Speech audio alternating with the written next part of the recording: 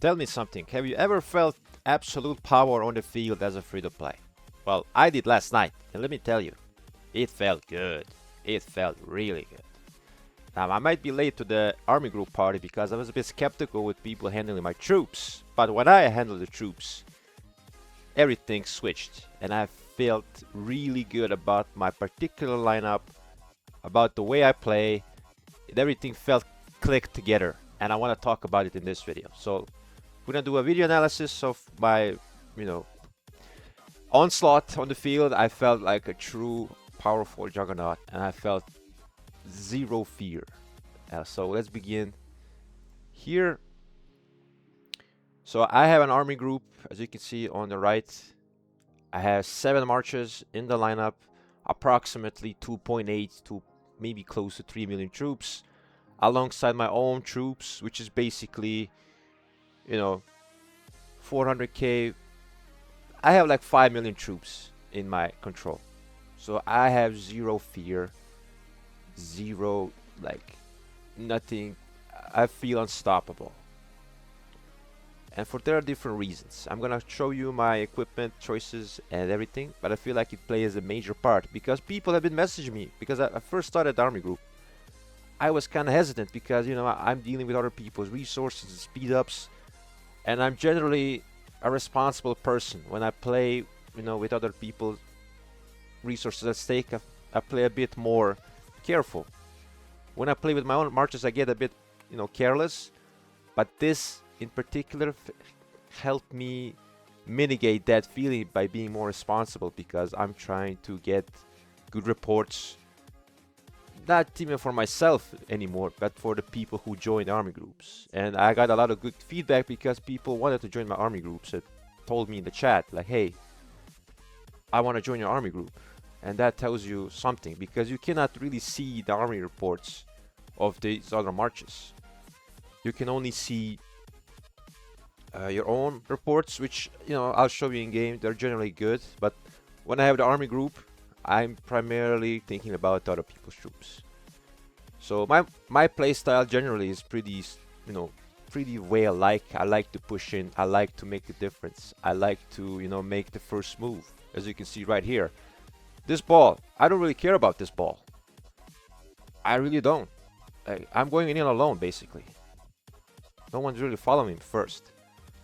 I'm just going in. I don't care. Just take a look at the skill cycles. I'm trying to, control the marches to not flare out as much, but obviously that can be a bit too difficult when you're playing zoomed in.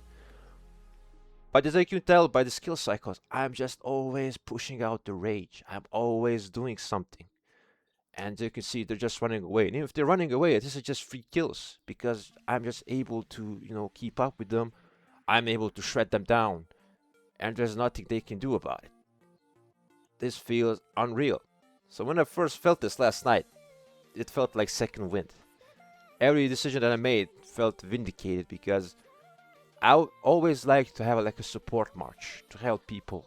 And I know there's always a downside to having like a Philip or a buffing march because once your own marches die, you cannot control who gets the buffs.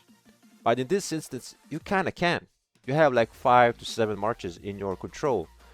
And if I have like a Philip only alive for my own marches, that's good enough for me because I'm able to buff all of these other marches, which in turn makes them get better trades and as well, use less resources. They get more effective kills.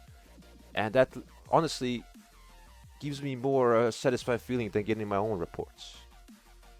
Kind of weird to think about it, maybe, but I generally think that way. And I feel like what I did right there, this is just one of those many things I recorded. Or I see the only instances I recorded. This happened multiple times. I did a stream yesterday, so it was a lot of back and forth. But as you can see, this was the account I'm using. So this is my free-to-play account. These are the marches. And every march that I have has at least a horn or a drum. So I'm able to dish out a lot of rage on the field. And that particular rage helps all of these marches in the army group to, get their own skill cycles going. Especially with Philip, because Philip has the echelon formation. I have influential reeler, which gives them attack, sort of like Vercingetorix doing the active skill, but obviously less of a attack boost. But I also, more importantly, have civilized. Whenever I gain a buff, someone gets also rage, and someone is in my control, and that goes back and forth. I'm making a real rage engine machine that is just a force of nature on the field, and that makes me really vindicated in my decision to run this particular march. And I just want to say that this felt really good, really good. But when it comes to my own reports, you know, it's pretty okay. Like it's mostly QSage and Sun Tzu, like I mentioned in my first past 4 reports video. But even things like Philip trading positive, trading 1 to 2, you know, just doing good stuff overall. Yeah, because you can see these are the marches, you know, just doing work. I'm really caring about these 2 marches. Rest is just, you know, there. Oh, Kenny, no, we're not gonna show that, Kitty. But obviously there has always been, you know, some cases where you have to be kind of a bit reckless. But all in all, I'm really enjoying these army groups. I wish I did it sooner, but it's never too late.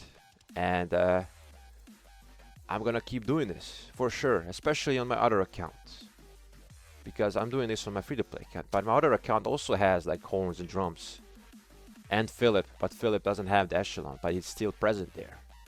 So that's all for the video.